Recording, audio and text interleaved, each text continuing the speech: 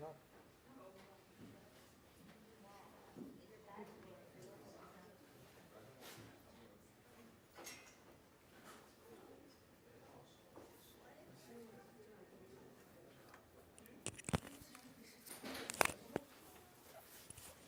Something weird. And the laptop has this little thing on the side that I use for my Bluetooth mouse. Can you feel this? It's missing, so I don't know where I dropped it. Do you think it's in the office? Take a look. I never take it off, so I don't know where. Maybe in the bathroom. Must have fallen down somewhere, right?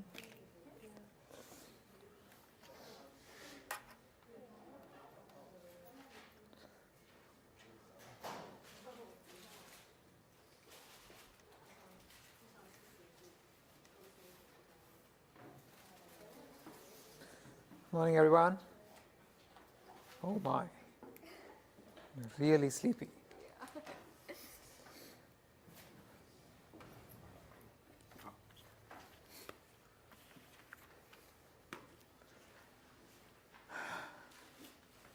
Can you shut that?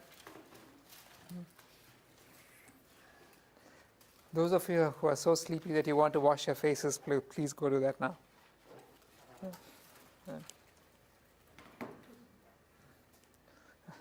All right.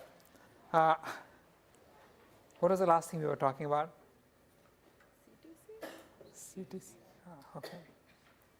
We were talking about sequence-to-sequence models. Specifically, we were talking about the connectionist temporal. What was the last C? Yeah. Can you shut your laptop at the back? Thank you. So we're going to continue CTC models where specifically an instance of sequence-to-sequence modeling where we have some sequence of x's going in, some sequence of y's coming out, and in general the length of the sequence going in need not be the length of the sequence coming out. And specifically we were considering situations like this where the order in which the sequence went in was the same as the order in which the sequence would come out, except that the number of symbols that came out did not necessarily was not necessarily equal to the number of symbols that went in, and more specifically the number of symbols that came out was lesser than the number of symbols that went in. So this was one example we used for speech recognition. If you were doing something like handwriting recognition, that would happen. There are many situations where that kind of situation is encountered. Now, but the second kind of situation that we spoke of early on was something like this, when you are trying to do some machine translation. So here, I ate an apple, went in. What comes out is ich habe einen Apfel gegessen. That's 4 words went in and 5 came out. Not only that, the order of the words that goes in is not the same as the order that comes out. If you actually look at the mapping between words, 8 is habe einen. It's this actually no, 8 is gegessen, an is einen, right? Apple is Apfel, so the order flips around. So this doesn't get handled by the kind of model that we've seen so far.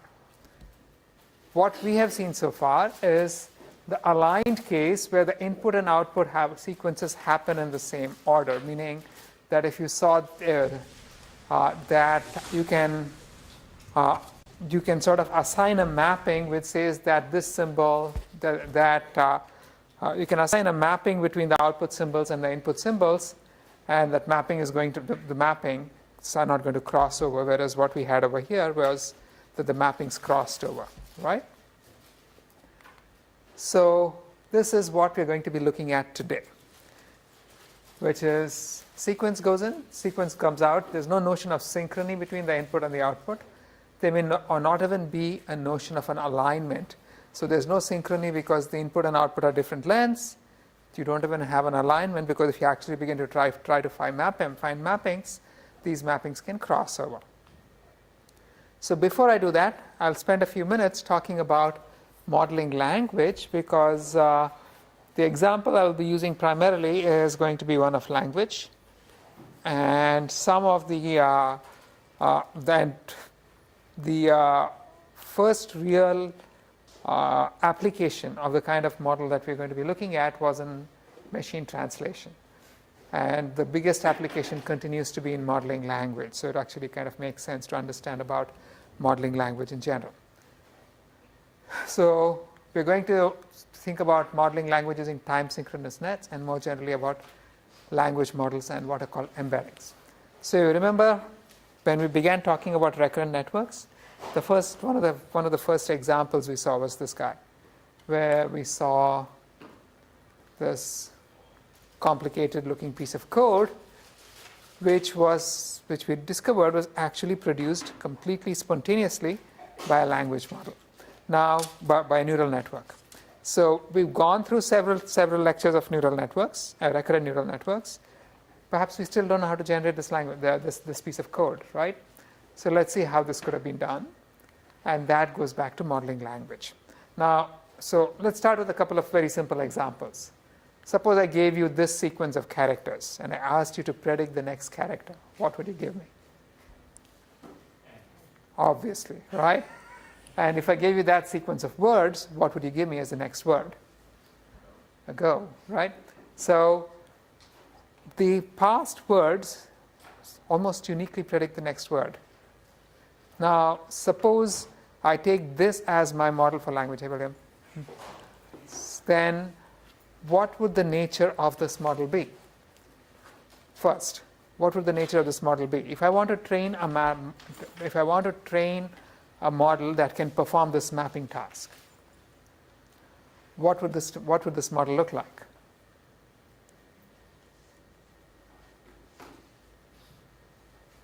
I mean, it would be needing to use the context of everything in the past, and it would have to kind of be able to. I mean, it would have to be a recurrent network. Doesn't necessarily have to be recurrent, right?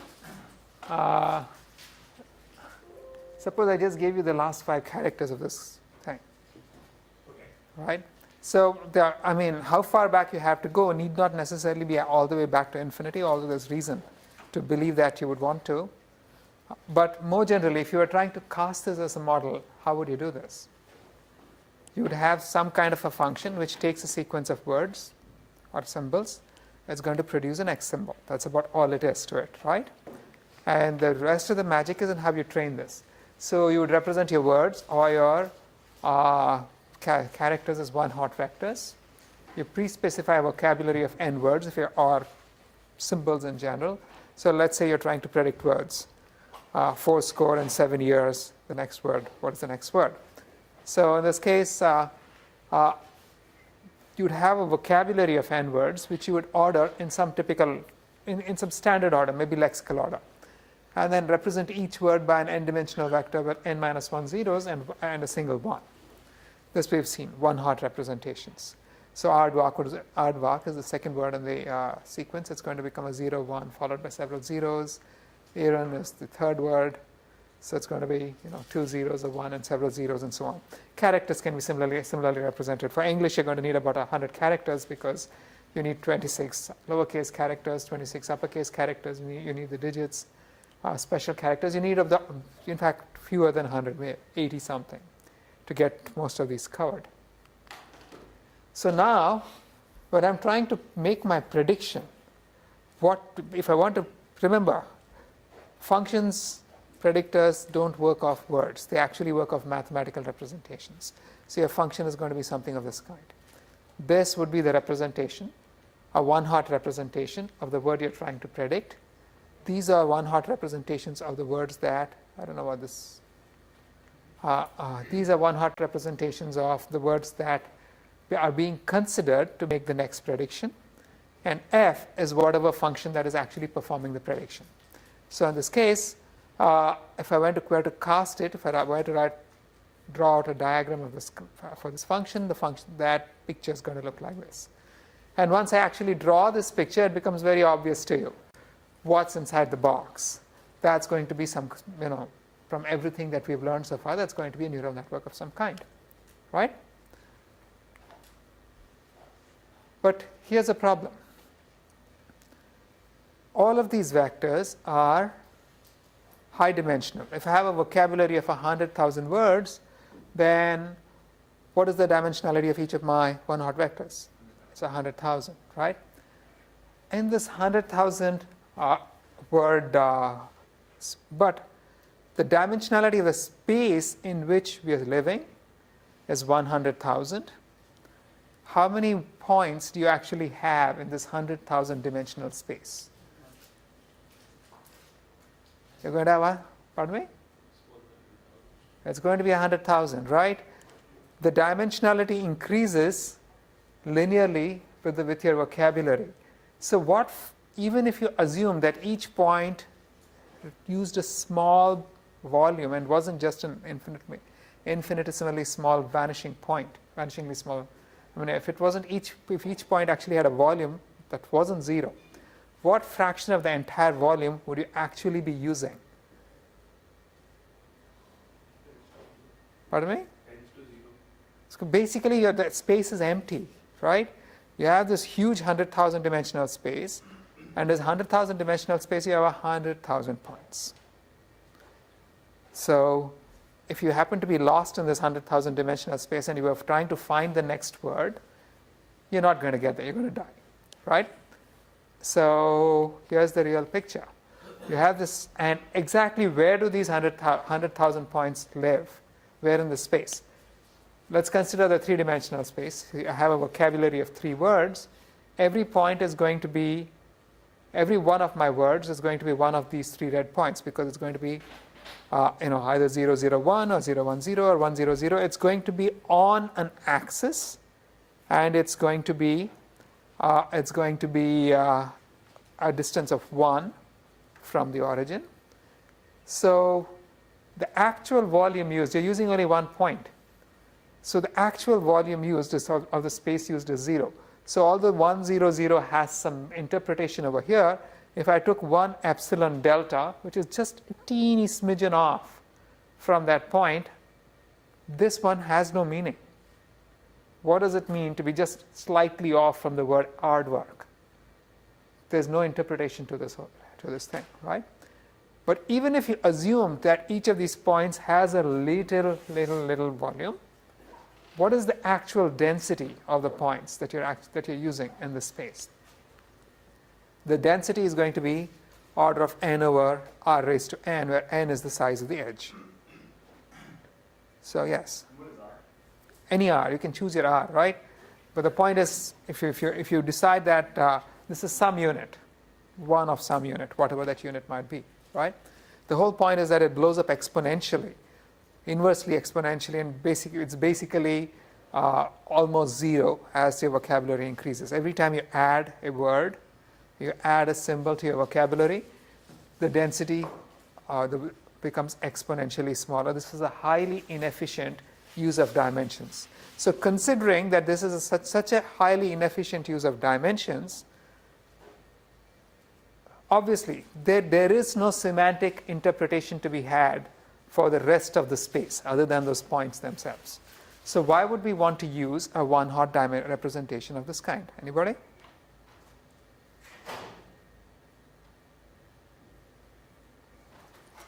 You want to take a guess? If it's easier to do cross entropy type, it's not merely convenience. Guys, get your name tags, right? So there's got to be something more than convenience. Suppose I told you there's something more than convenience. What would you choose?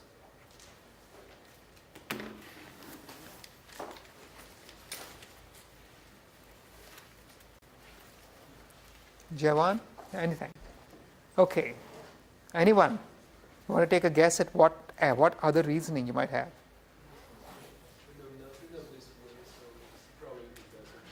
Pardon me? Nothing of this word, so probably this is the best we could guess. That's exactly it. So the point is, if I use any other representation, remember you have taken a word, you've converted it to a vector, right?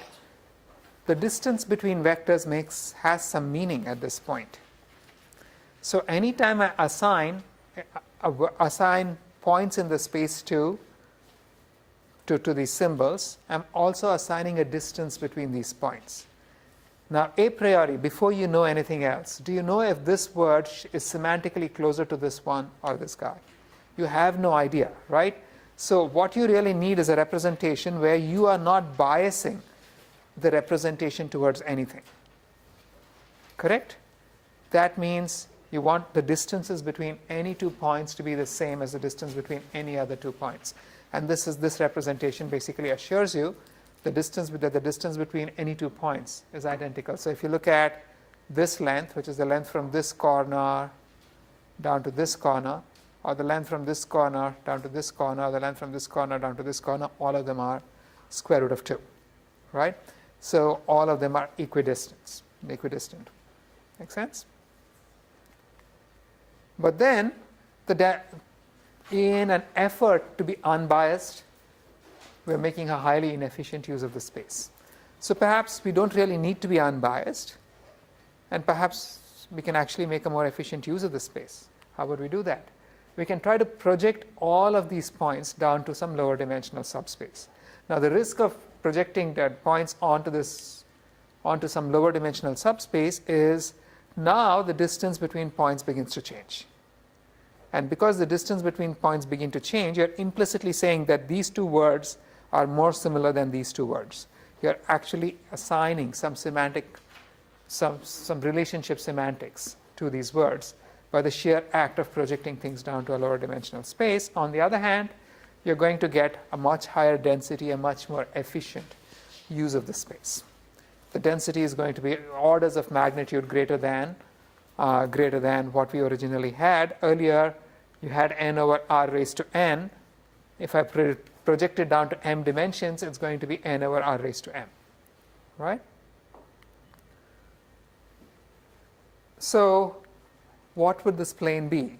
I can't just arbitrarily project it onto any plane, because if I arbitrarily project it onto any plane, I'm going to end up sort of assuming semantic interpretations, relationships between the words, which might be completely wrong. On the other hand, perhaps I can actually learn this plane. If I learn this plane, then the distance between projected points will actually capture the semantic relationships between words. So you want to find the plane on which you want to project everything, that actually such that when you do that, you actually if not the locations, the distances make sense. So here's what we will do. I'm going to take all of these vectors and I'm going to project them. Now, this act of projecting a vector down to a lower dimensional plane can be done through a projection matrix. It's just a matrix operation, right?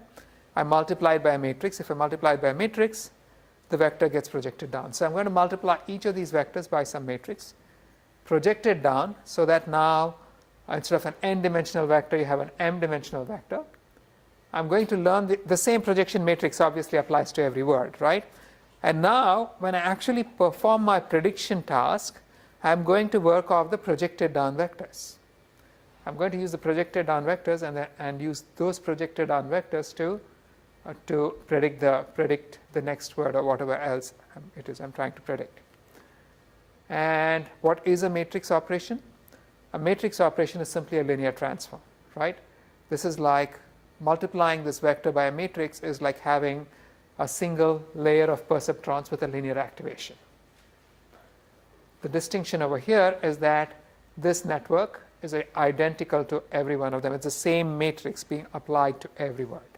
So I'm going to have the same perceptron layer with linear activation applied to every single word, and these can now go into my function which predicts the next word, which automatically also tells me that once I begin thinking of these in terms of MLPs, the whole thing can be, even this function f can be an MLP. So if the task I'm giving myself is that of predicting the next word based on the past k words, then the overall network is going to be something of this kind. It's going to be a time delay neural network.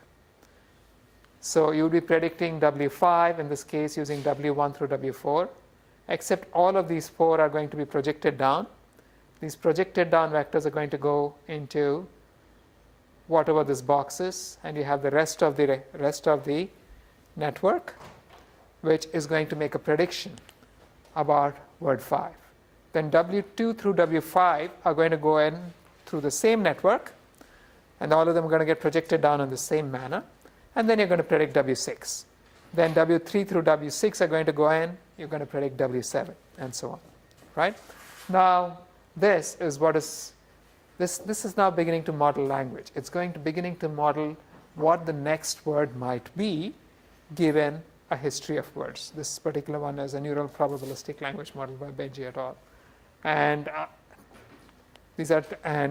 in language modeling applications, the hidden layer is often given a tanh activation.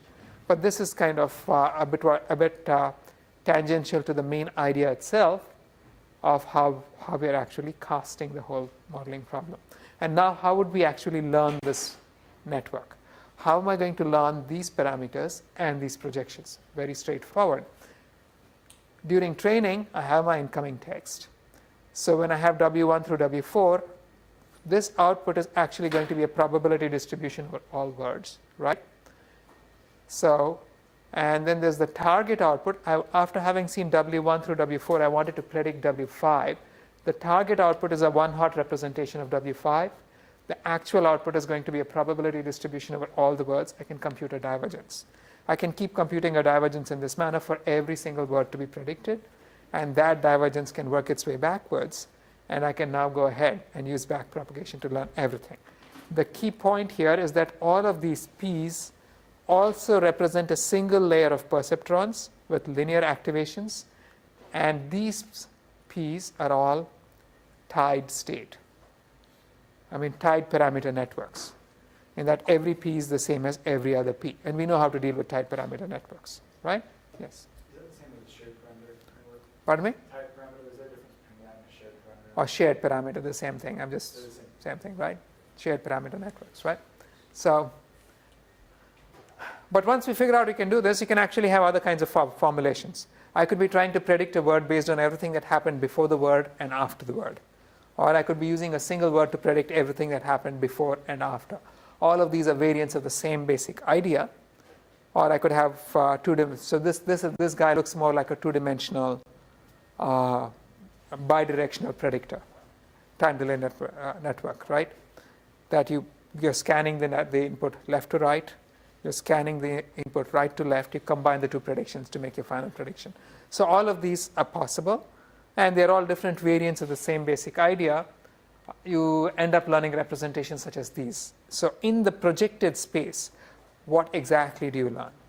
In the projected space, you learn some very interesting behaviors for some words at least. The projected downward representations are often what are often called word embeddings, in that you've taken words in a 100,000 word vocabulary, and now you may have a 400 dimensional representation for every word. And if everything is learned properly, these are the kinds of relationships you might find. These are projected from whatever the embedding space was to 2 dimensions for visualization using principal component analysis, I think. You're going to find, for example, that if you see the vector that from China to Beijing, this vector is more or less the same as the vector from Russia to Moscow. So China minus Beijing is the same as Russia minus Moscow. It's approximately the same as Japan minus Tokyo. So the distance between words, or the vector between words, now actually represents the relationship of is capital of. Or you might find other things like man minus woman is the same as king minus queen.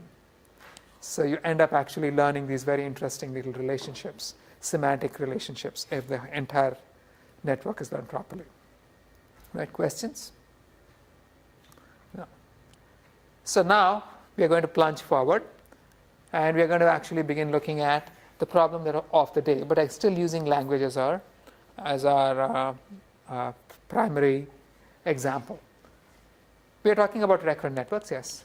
So this is like a question that may have been, should have been asked a little bit earlier. Like, so I understand, like, maybe in like translation or some like predicting the next character, like what is the main value of being able to model language? Like, what is it that what tasks are we able to do as a result of being able to model language, apart from just like predicting the next word or generating text from a corpus? we're going to be seeing some of that. Okay, all right.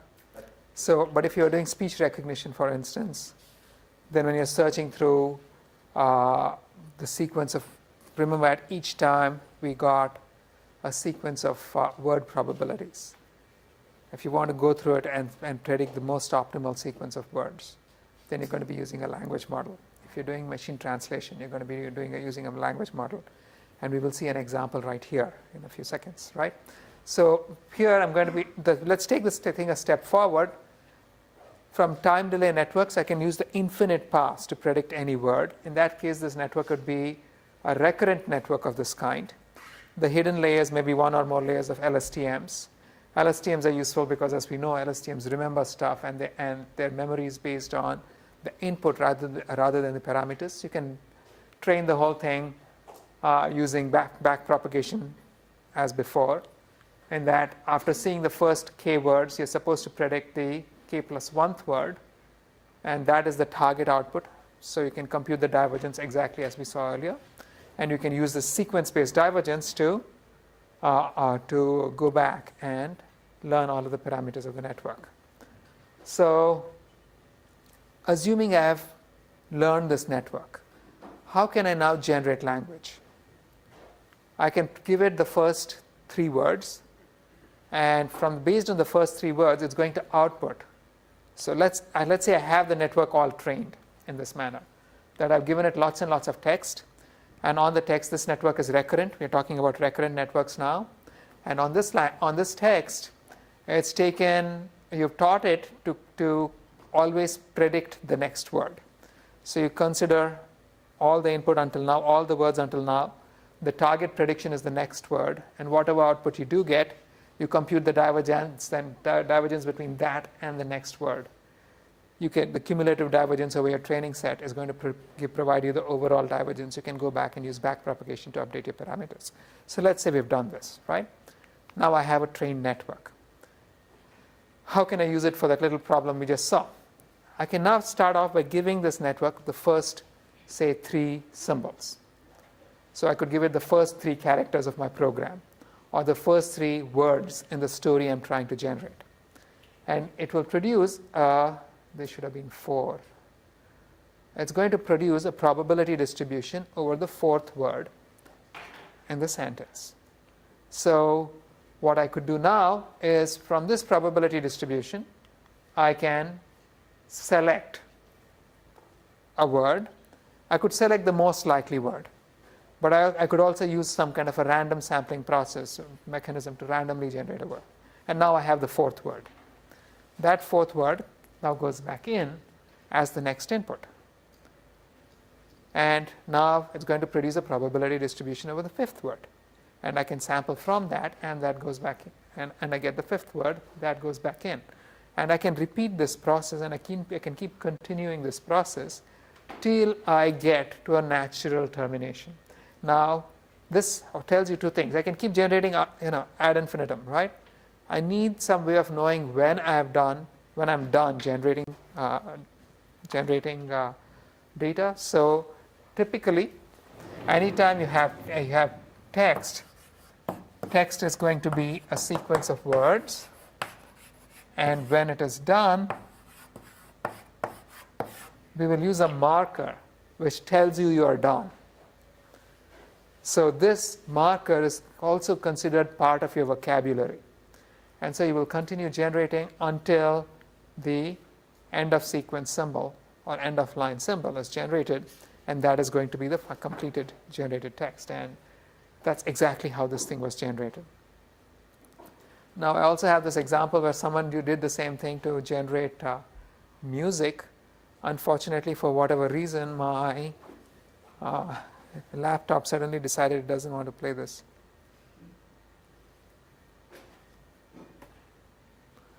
But it's very interesting. They actually fed it lots and lots of piano music, where you use the notes as symbols, and then they actually use it to generate pianos. And it sounds pretty authentic, just an LSTM.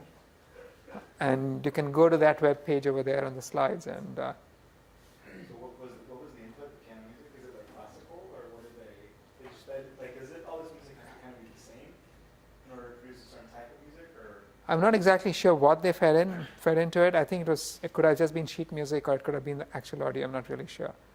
But the point is, it sees all of that and learns to generate the next note and produces very authentic piano music, right? So now let's go back to our problem. We have a sequence. We're trying to translate language, let's say. I ate an apple, goes in. Ich habe einen Apfel gegessen, must come out. Right? This is similar to predicting text, but with a difference. The output is no longer from the same vocabulary as the input. The output is from a different vocabulary. And moreover, the output may not have any order. So the kind of model we are looking at, we can start off by looking at, is something like this, where because the output may be on a different order, you have to see the entire input before you decide what the output must be, simply because, look at this. 8 was the second word over here. Gegessen was the last word. Then apple was the last word over here, but in the output it was not the last word. It was the second to last word. So since we have no guarantee of the order in which the output is going to happen and its mapping to the input, it doesn't make sense for us to begin synchronously producing word outputs, because you may have to change your mind after seeing a little more input. So you have to wait. So the appropriate model is something of this kind, where you wait until you've seen the entire input, and then you begin producing the output.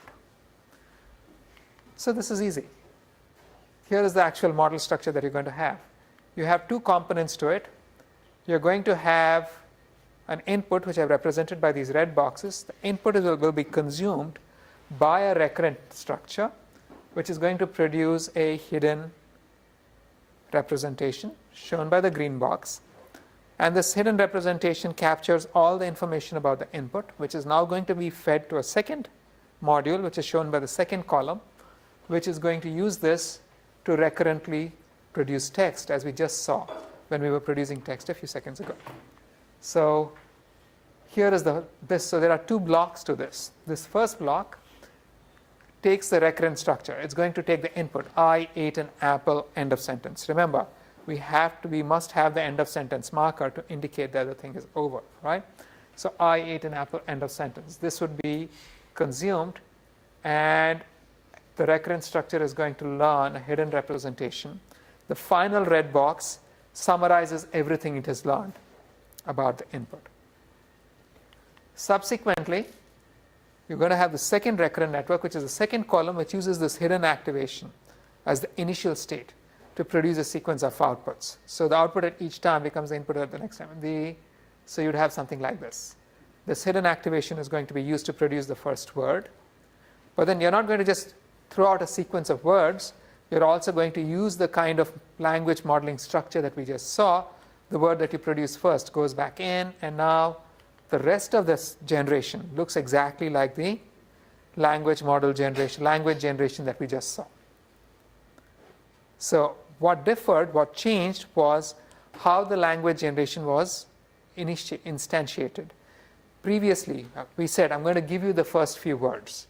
Based on the first few words, you're going to produce the rest of my language. Here, we are saying that we're going to start off with some initial information, which is shown by this red box.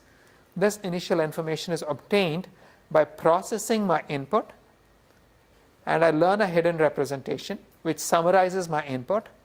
This summarized input is now going to be used with my language generation module, which is going to produce the output. Right? Yeah. How can you tell? Because based on different languages, the syntax length might be better. So how can you tell the actual thing here? So again, remember, every sequence is known to be terminated when the end of sequence symbol is output. So the input terminates when the end of sequence symbol is encountered.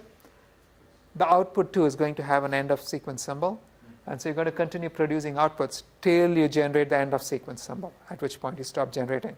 And how long this must be is going to have to be learned by the network, which is actually going to see lots and lots of examples. So how did you know No, we have not. We haven't actually. The previous slide you showed that the 8 back to gigaseconds. So this is the simpler model. We'll get to that, right?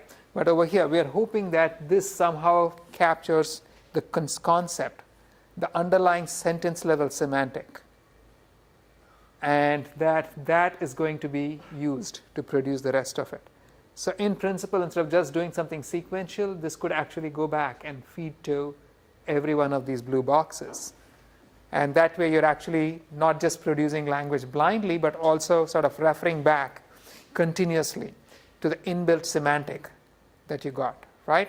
So a more appropriate model over here is going to be something of this kind. You have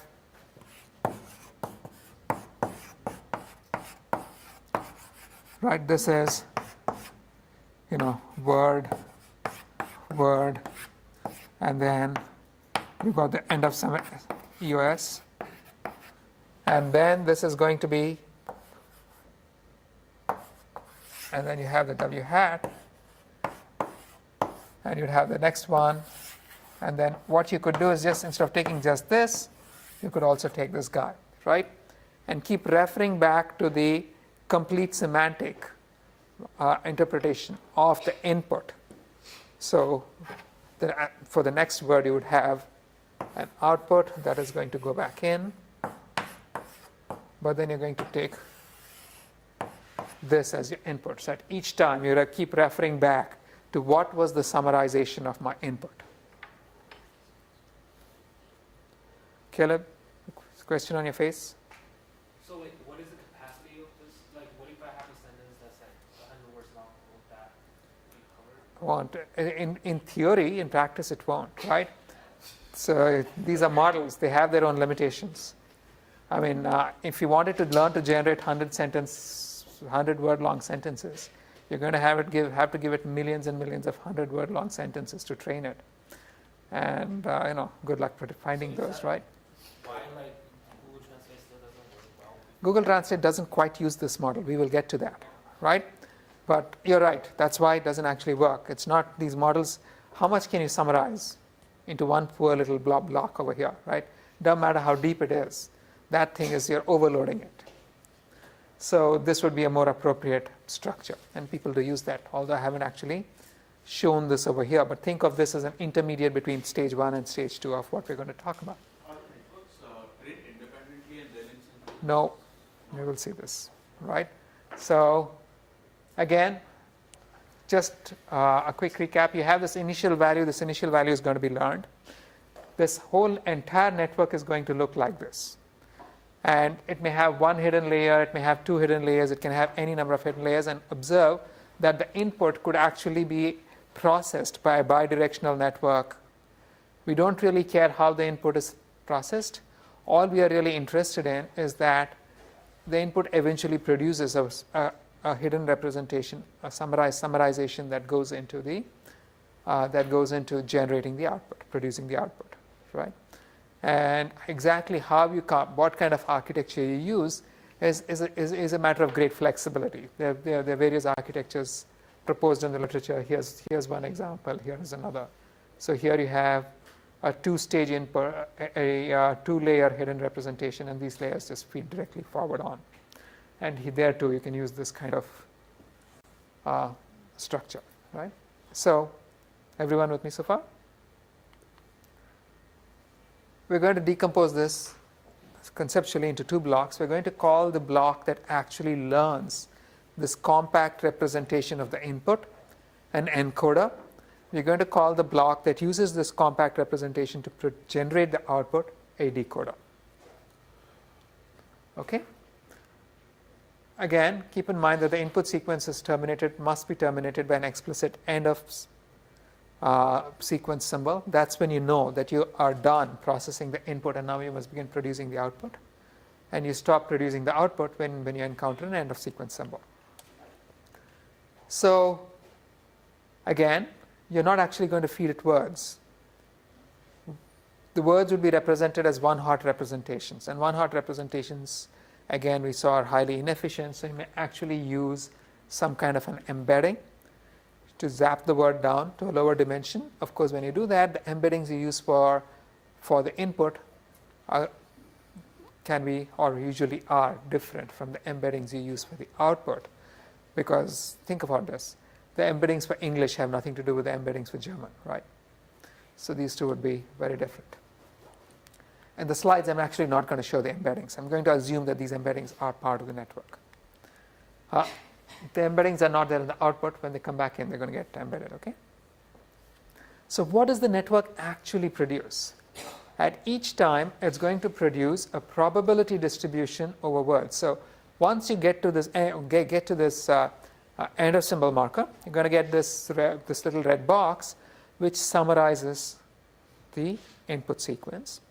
That summarized input sequence is fed to the subsequent to the first stage of the decoder, and the first stage of the decoder is going to consume this, and it's going to produce a probability distribution over all of the words in the language. So from this probability distribution, you're going to all of the words in the output vocabulary, right? All of the symbols in the output vocabulary, which could be words in a language. From this, you're going to select one, and the one you could select maybe is obtained by drawing from this distribution. It could be the most probable word, or it could be randomly chosen, right? And this guy is what is fed back to the next time. And at the next time again, it's actually going to produce a probability distribution over words. And you're going to choose a word from this probability distribution, which might be the most likely word. And that is going to be another word that gets fed to the next time, and so on. So this is how the entire sequence is actually going to be generated. Now, and you'd continue this till you generated an end of sequence marker. Yes, Abhishek? How does the summary look like? Like, I'm not getting the intuition that how does it capture the ordering of I ate an apple along with. Give me a couple of minutes. Give me a couple of minutes, okay? So, keep in mind, we are producing an output sequence, right? When you produce an output sequence, what exactly is the objective that you're trying to satisfy when you produce the output sequence? You're trying to produce the most likely output sequence given the input. So which means that at each time, every symbol has a probability, and you're drawing from that probability, and so the output is going to, and the corresponding probability of each symbol is the probability assigned to it at that time by the decoder, right? So if I'm trying to, what this entire network is supposed to be producing is a probability distribution over all possible output word sequences given the input word sequence, and you're going to be drawing one from these. So basically, the output word sequence that you've got has any sequence that you generate in this manner has a probability assigned to it, and that probability is simply the product of the component probabilities of the symbols along the sequence. Now, observe that there's a very critical difference between what we are doing over here and what we were doing when we were using the CTC, in that the symbol that you produce at time 2, or the probability distribution that you produce at time 2, depends very much on what word you chose at time 1. Whereas when we were doing the CTC decoder in the last class, we assumed that they were all independent, right? So here that breaks down because the output feeds in. Now this means that the probability of the word sequence that you actually produced depends on the word sequence that you actually produced. There's a recurrence to it, right? And this causes a problem. I'm trying to produce a symbol sequence that has the highest probability. If I just pick the most likely symbol at the first time, fed it back in, you got a probability distribution. I picked the most likely symbol, fed that back in, you got a distribution. I picked up the most likely symbol and fed that back in. That doesn't mean you're going to produce the most likely symbol sequence overall. Simply picking the most likely symbol at each time may actually cause the distribution to become confused, and having chosen a less likely symbol in the first time instant might actually have helped you. So let's see what I mean. Here's a hypothetical example. Say you're performing speech recognition, what went in was speech, what came out was text, or even machine translation. What went in was German, what's coming out is English, right? Now, assume that at the second column, for the second word, the word that has the highest probability is nose, and so you chose nose and you fed that back in. Now, he knows is not a very meaningful sequence, so at the next time, although at this point nose might have had the highest probability, when you get to the next time, the network is going to be very confused across all words, and is going to just get a more uniform low probability distribution across all words. Now, on the other hand, in the second column, you might have found that the word nose, which is spelled with a K, has a lower probability than nose, but still let's say it has a high probability. It's just not as high as this nose. If you chose this guy and then you feed that back into the network, then at the next instant, the probability distribution you get might be something like this, which sort of peaks at something. Right? Yes? So when you say slightly lower, like, what do you mean, like, how do you define it? Like, is that just I'm just giving you a hypothetical example, right? It could be very low, but I'm using slightly lower. Let's say let's assume that it's half as probable as nose, just for now. Then wouldn't the search be like? We're going to see exactly about. That's exactly what we're going to be talking about, right? So the point of this is that although I have chosen a lower probability word in the second column, this resulted in my being able to choose a much higher probability word in the third column. So the product over the 3 over here is going to be much higher than the product over the 3 over here, right? And this can actually go back. So the problem is it's impossible to know a priori which word leads to the more promising future.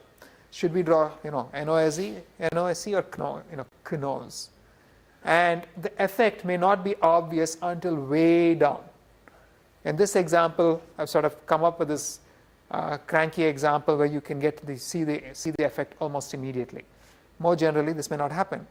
So, for example, even in our example, right, here I assume that the first word was he, but then suppose in the first column, he had a high probability, but the had a slightly lower probability, but also high.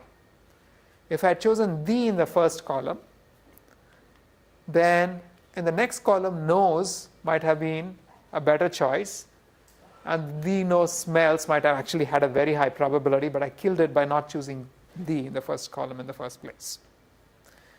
Just to give you an idea of how a choice you make early can affect the overall probability by affecting something badly way down the line, right? So how do we decide? We don't choose. What we will do is retain multiple choices. So at each time, you're going to consider all possibilities, and we're going to fork the decoder and make many copies of it. Now, this is not a very good idea because the next time, this is going to get forked and you're going to have many more copies of it. And in t time instance, you're going to have blown it up to v times t. This is not going to work, right? So solution now. This is where you jump into heuristics. We begin pruning. Now the pruning threshold, that is a heuristic.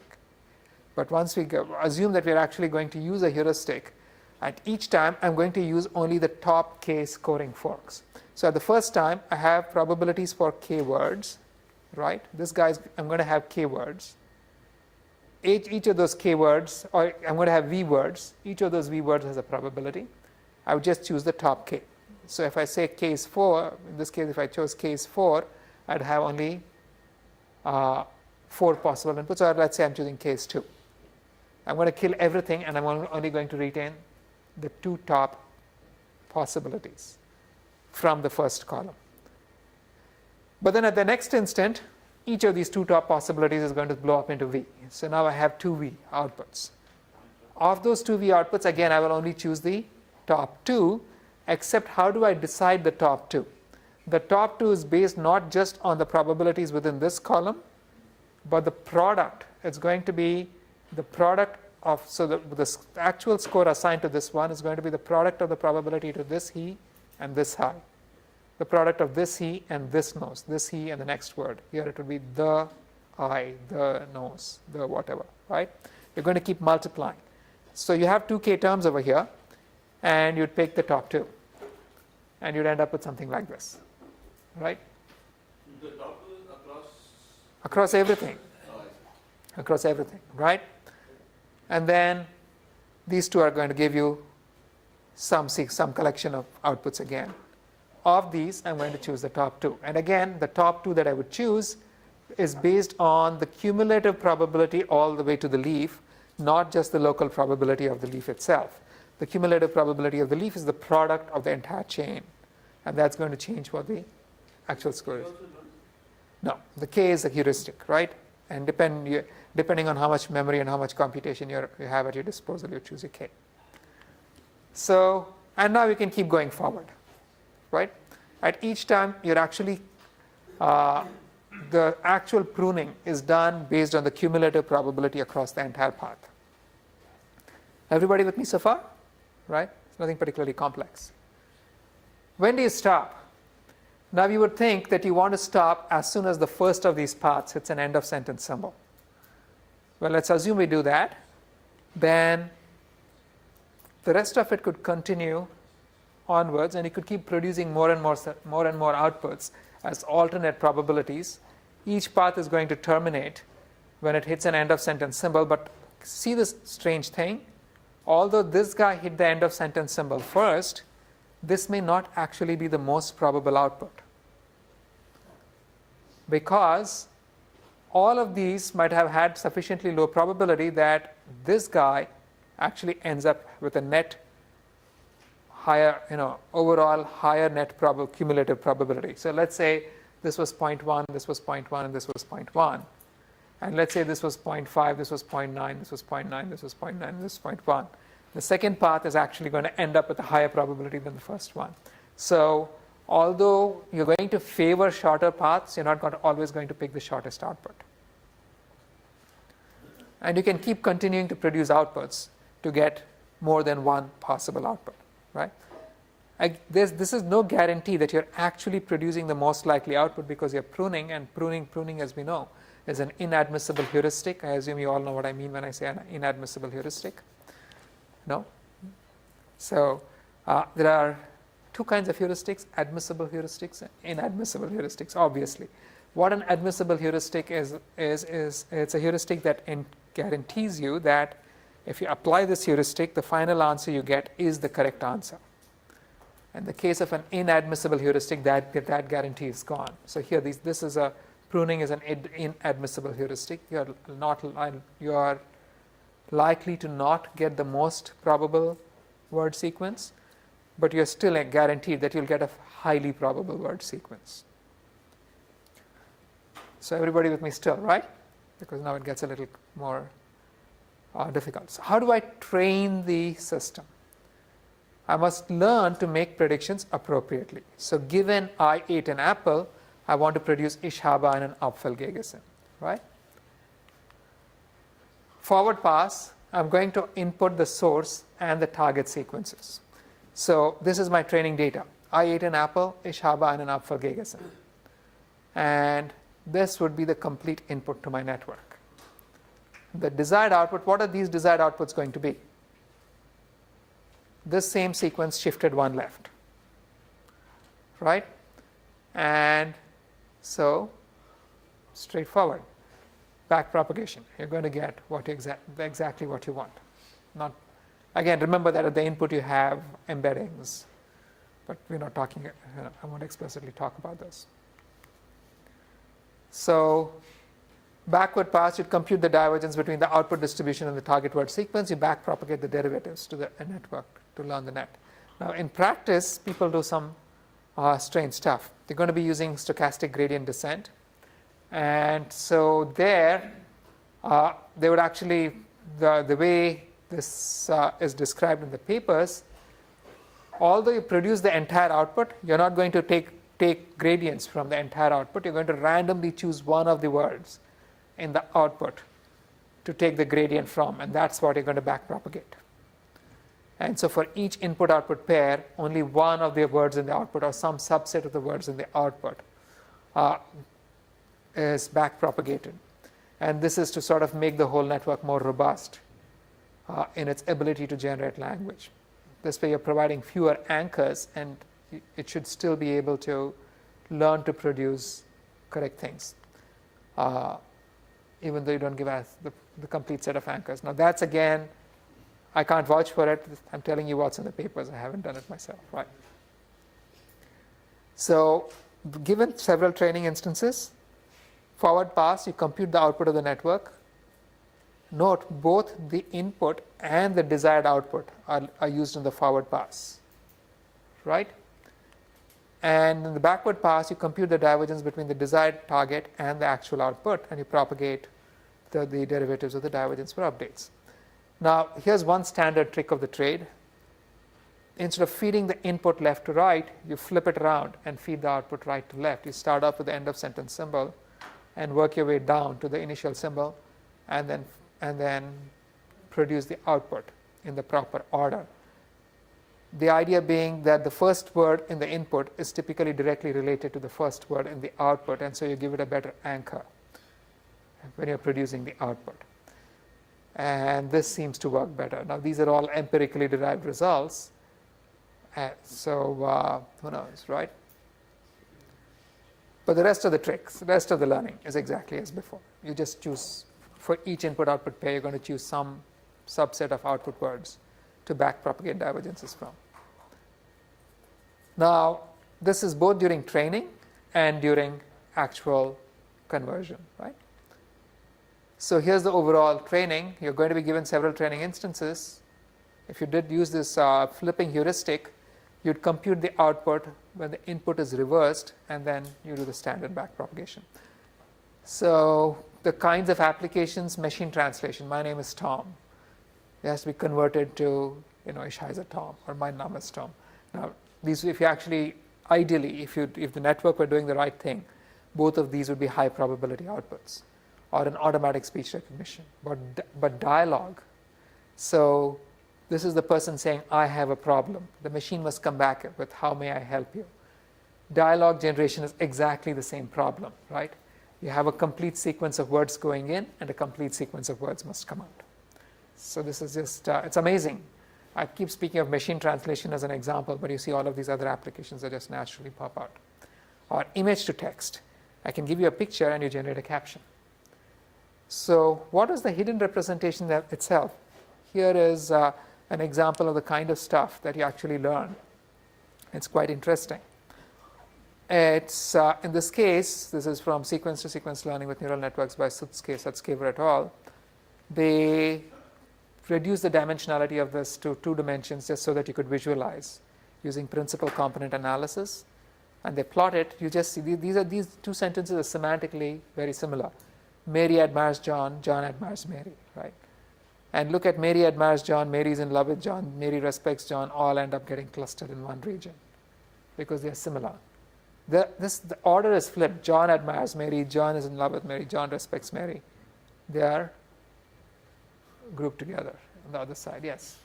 So would that be different if the target language is different? I would assume so, right? Yeah. I would assume so, right? I'm not really sure. I mean, or if you're trying to do a dialogue system, this may be different. Now you have to remember that whenever people print these results on in papers and such like, they cherry pick, right? So these are all cherry picked results, and you can get very nice cherry picked results. That's the only thing I can really tell you, right? But it kind of captures this essence. Here are some examples of machine translation. She speaks French. Maybe she can tell me if these things make sense, right? This is the truth. Can you even read it? I think you should come closer. Oh, there, but you're too far away, right? Go ahead. Which one? The first one, right? Truth, our model. I mean, does that even make sense? It does? So, and Unk is unknown. I don't know why it produced an unknown word, but apparently seems to do this magic. Now, this is not really the final system that people use. Here was something from a dialogue system. So, again, trained, same paper, Oren Vinyals and Quackley. What is the error you're running, please? I'm seeing an error related to VPN. On seeing this, this is what the machine comes back with. What is the error message that you're getting when connecting to VPN using Network Connect? And the human comes back with connection refused or something like that. May I know the version of the Network Connect that you can connect? Yeah. So what is the difference between, like, this is basically a chat bot, right? And This is like a chat bot. what's the difference between, I mean, are there non-deep learning ways to do chatbots? Lots of them. This just happens to work really nicely, right? So, and we are not done. Generating image captions. The initial representation could actually be something that was not derived. Again, remember that the decoder and encoder are essentially separate blocks which communicate through this little red box. That little red box could have been obtained from anything. That little red box could have been obtained from an image. So here is this example where they actually use images and they use the final representation, and this is actually used by this is a state-of-art CNN-based image classification system, and then the final representation derived from the image is fed to the language generator. So the decoding process, you'd be given an image, you're going to get this final CNN representation, which you could compress using, or it's going to be fixed size if the input is fixed size. That is going to be fed to your language generator, which produces the complete language, right? And you're going to get something like a boy on a surfboard. So in practice, you wouldn't just be picking the best word, you'd be doing the beam search, as we saw. So the overall training, you'd be given several image caption pairs. The image network is pre-trained. This would be pre-trained. The image representation network is going to be pre-trained on a large corpus like ImageNet. And then you would actually just use, in the forward pass, you produce output distributions on the given image and the caption. Observe that the caption is being fed over here, right? This is exactly like how you train the standard encoder-decoder stuff. And then you have your the desired output, back propagate, no big deal. And here are some examples of what you actually get. In this case, the image sequence is the same image? Pardon me? The image sequence is always the same image? So no, the training consists of images and captions. That's it. You're going to have lots and lots of images and their captions. But you're using a recurrent network. So The recurrent network is only being used to produce the caption. This portion is a convolutional neural network. And, and typically when you backpropagate, you don't update the CNN portion of it. So those are pre-trained. Yeah, on ImageNet, as I said, right? So, and here are some captions you get. Man in a black shirt is playing a guitar. Construction worker in orange safety vest working on a road. 2 young girls are playing with a Lego toy. Boy is doing a backflip on a wakeboard. Yes, right? Or a young boy is doing a backflip on a wakeboard. And it does some cat is sitting on a couch with a remote control. A horse is standing in the middle of the road. I have no idea where it's at. But the mistake I would claim is not so much the language component of it as the image component of it, which hallucinated a horse, right? So anyway, we're not done. So this was one where they produced captions for videos. Now you have many frames in the video. All of them are passed through a CNN. So you get many CNN frames.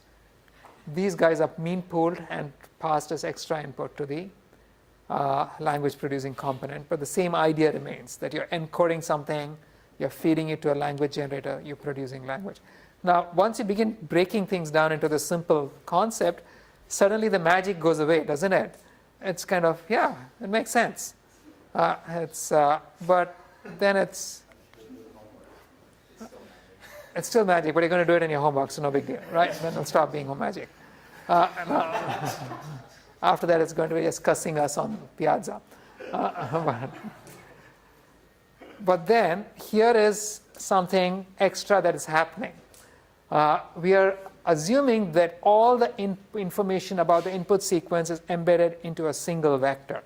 And although the architecture we kept showing over here is of this kind, an architecture of this kind probably makes a lot more sense in that you want this hidden representation, this summarization, to be fed to every word that is being produced, so that you know that you can refer back to the summary and just not to what you've generated so far when you actually produce the output, right?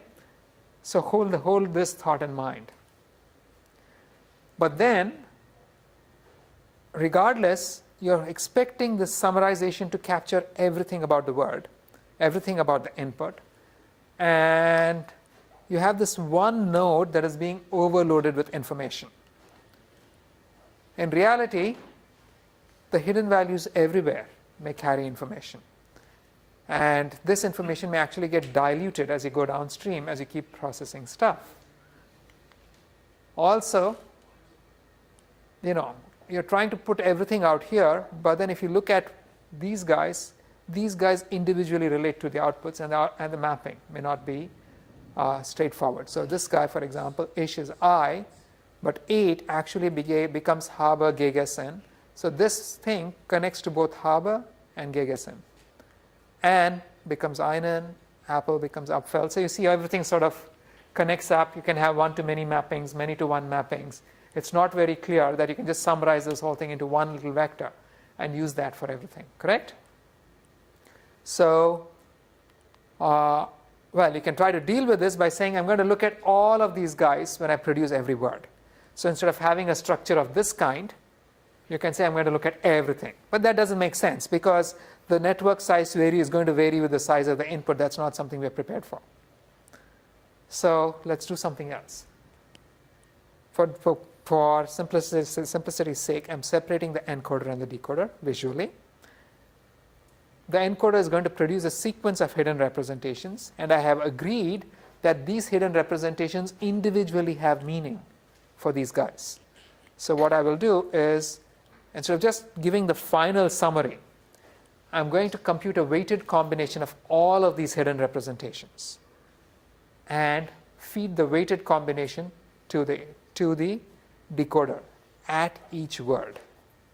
So I have some weighted combination of all of these hidden representations, which goes to produce the first word of the output. Then I have another weighted combination of all of these guys, which goes to produce the second word of the output, and so on. These weights are going to change from time to time in the output. So the weights vary with output time.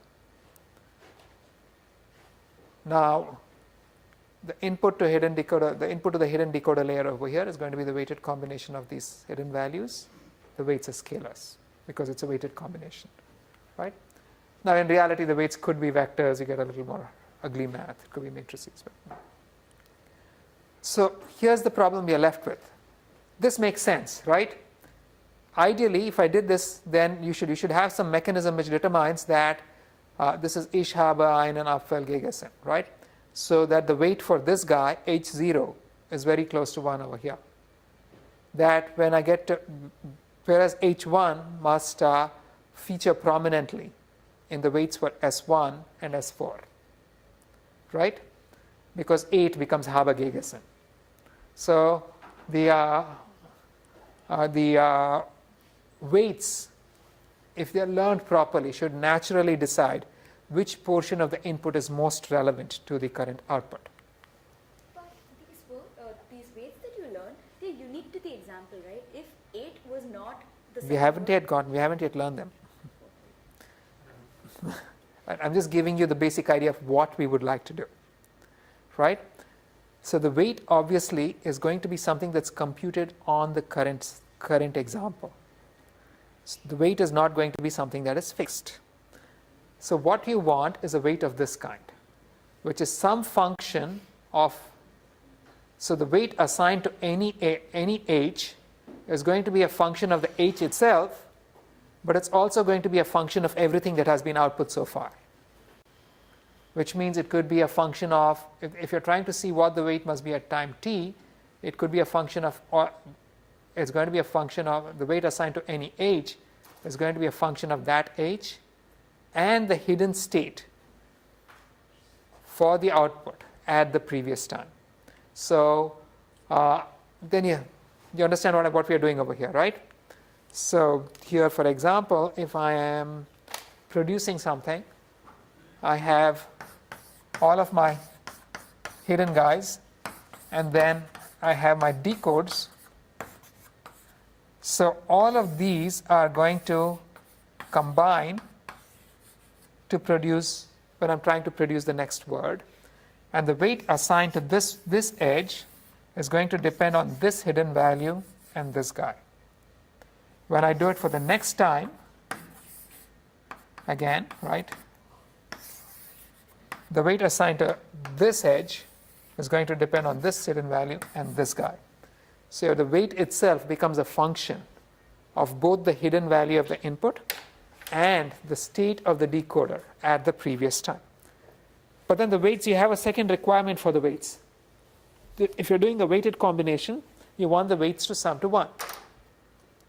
Right? So you want the weights to have a distribution-like characteristic. Ideally, you should find out that when I'm trying to produce the word einen, or when the word einen has been produced, the next word you would expect is Apfel. So you would want the network to focus on apple.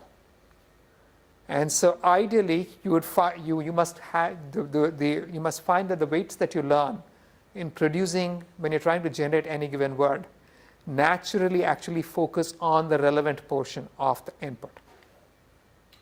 So we have these two requirements. Now, whether this actually happens is part of the neural network magic, but what we do have in our control is our ability to convert this into a distribution.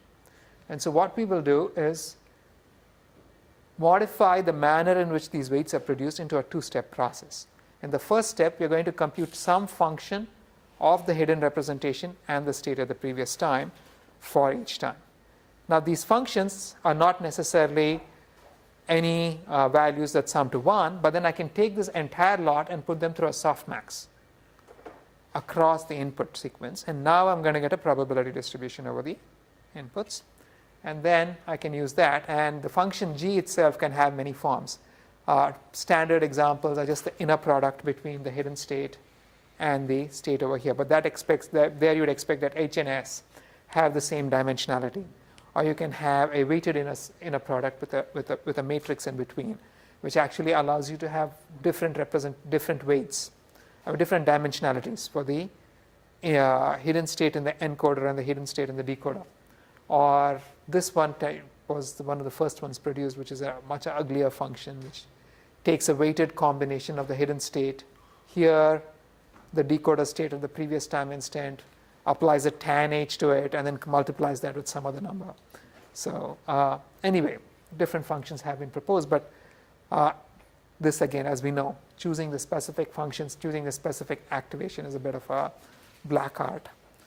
But assuming that you've sort of come to peace with black arts and neural networks, then subsequently you just have a softmax which figures out what the weights are. So when you want to convert an input to an output, you pass the input through the encoder to produce hidden representations. The first thing is, what is the initial value? Observe that when I do this, there's an s minus 1. What is the initial value for the of the state for the decoder? That must be decided, right? So again, the simplest value is to say I'm just going to use this final hidden state, or some weighted reduction of this final hidden state, in which case this ws is going to be a learnable parameter, right? Subsequently, to produce the next word, I'm going to compute this unnormalized weight for every one of these hidden outputs. Then I normalize them using softmax. Then using these, I can now produce a weighted combination of the hidden representations. That is going to go into my decoder, and it's going to produce my first word, right? Then at the next time, and then I draw a word from this, which could be an ish. Then at the next time, using all of these hidden representations and S0, I'm going to produce the unnormalized weights. normalize them, I get a bunch of weights. I can compute a weighted combination of the hidden states. That goes in along with the ish that I produced. I produce the next word. Yes. So what changes between Z0 and Z1? In Z0, these guys, see, look at the E, right? So for Z0,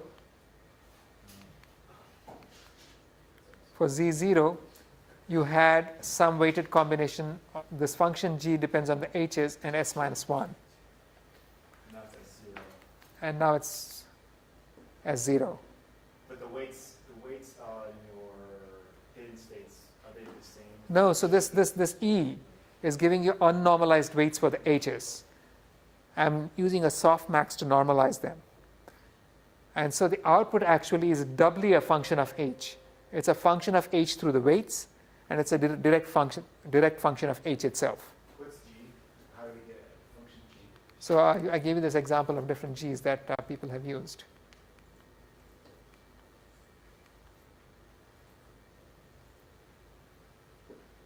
Which could just be an inner product or a weighted inner product or any odd thing, right?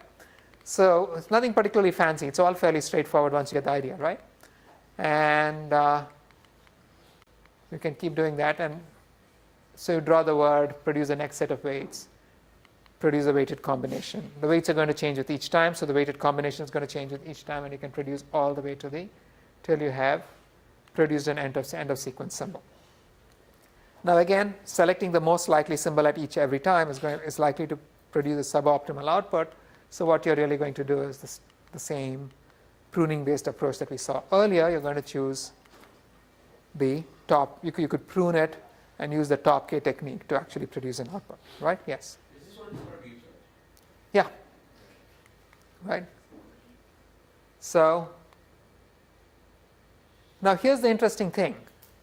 We are learning weights at each time. These weights, what are these weights? These weights are going to change for each output word, correct? And if we are doing the right thing and learning the weights should learn to focus on the right thing.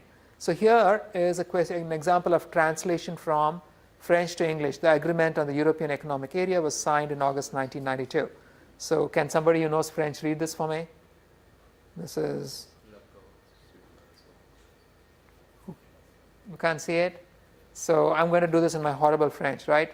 This is the accord sur la zone. Sur is, maps onto on, la is the, then zone économique européenne. This is the European Economic Area becomes zone économique européenne. So the word order has changed. And if you actually look at how the weights map up, when you're trying to produce zone, the weight actually highlights area.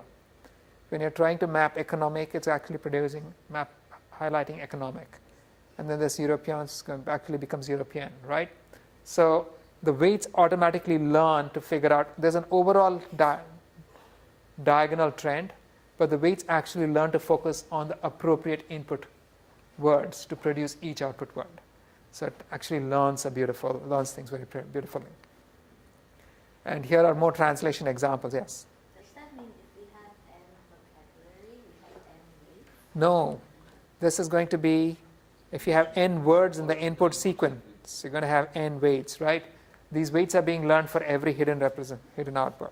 So that means your number of weights vary with your inputting sequence? Exactly, and that's why you need the softmax, right? You learn unnormalized weights, and then you use a softmax to normalize it out across the input sequence. So for a good network, a machine translation network, you should have seen all the words in all the positions, right? Because the weight depends on the previous hidden state and the current position, right? So the weight depends on the previous hidden state and the current position in the input, yes. So now if so the previous hidden state depends on the number of words I've seen so far. In theory, yes. In practice, you're hoping that if you can learn a lot less, and the network learns to generalize. But it's not seen that weight at all. How is it? It's not what weight? So the weights now depend on your vocab and where the word occurs in the sentence. It doesn't have any dependence on the vocab. Now it's dependent only on the hidden values. But that hidden value depends on I, right? Correct. Which is vocab, like my word. So the hidden value over here depends on everything that happened on the current input and in the past. So the hidden value summarizes the sentence that has happened so far, right? Yeah, agree. But the sentence that happened so far is like a combination of words. That's like saying you're modeling language. That's exactly the same as we're doing exactly the same thing when we're learning to model language, right? No, but you're not learning a different, that weight that you're learning when you're modeling language, you're not learning a different weight for each vocabulary, for each word in the vocabulary. Here you are, aren't you? You're not here learning a different weight.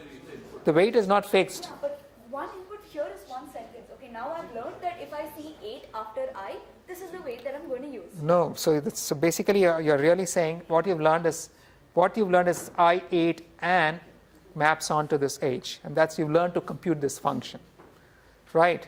And so and you see this, if you got the same value using any other word combination, you don't care. You're only dependent on the H. Maybe I also 8 and gives you the same H. So it eventually maps onto this H, and this H is a compressed representation of everything that, there are many different things that could, it's a function, right? It's a many-to-one function. So the H is a compression. It's not going to be done for every specific pair. You're working off the H, right? So that's what actually seems to capture the magic. Let me give me a couple of seconds. Here are some translation examples again.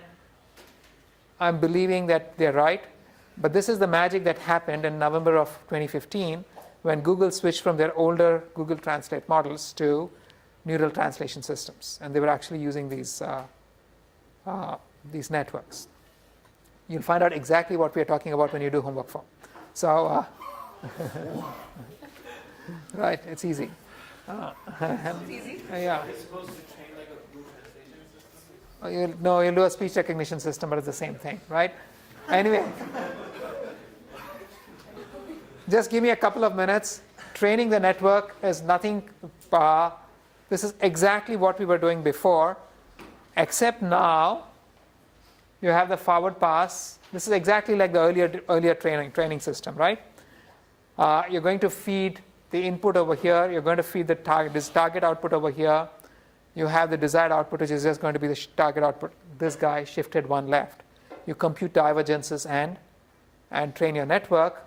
Although sometimes, because during decoding, you might make errors. You want to make this robust to errors. Occasionally, instead of using the real word over here, you may draw a word randomly from the actually produced distribution and feed that back in to give it noisy inputs on this side and still have it learn to produce the right thing on the outside. So yeah, because this is required because you don't want this thing just veer off and go off randomly if it begins misproducing words at some point, right? So it learns to do that. The back propagation is going to learn not just the parameters of these networks, but also the parameters of any attention function G that you might use. The weights are the attentions that you're paying to different words. So these are attention networks. Maybe I forgot to mention this terminology, right? So the weights are the attention you're paying to each word in the input. And the back propagation also learns the parameters of the attention network. And there are various extensions. Local attention versus global attention. You can have the input be processed in a bidirectional sequence because you're separating the encoding from the decoding. The input could be processed bidirectionally, and then you can have the whole thing work. That actually is the best thing to do, in fact. And I believe you'll be doing that in your homework. And very impressive results. These actually produce the state-of-the-art in machine translation, I believe in dialogue systems. In speech recognition, they actually don't give you the latest, greatest results, but they come close to the state-of-the-art and many other tasks. So here is more of, this is some interesting stuff. When you actually do this, when you use this weighted mechanism to generate captions for images, you can actually look at the weights and see what it's focusing on. So a woman is throwing a frisbee on the park. If you look at the weights assigned to every pixel on the image, when you're producing the word frisbee, you actually see that it's highlighting the image area of frisbee. If you look at a group of people sitting on a boat, it actually highlights this area of the picture. Those are the weights that pop up. It's pretty impressive, right? I mean, it's magical. It's phenomenal when you actually begin seeing what it does. Well, I'll stop here. Questions? Out of time. post on Piazza if you have questions, right? Thank you.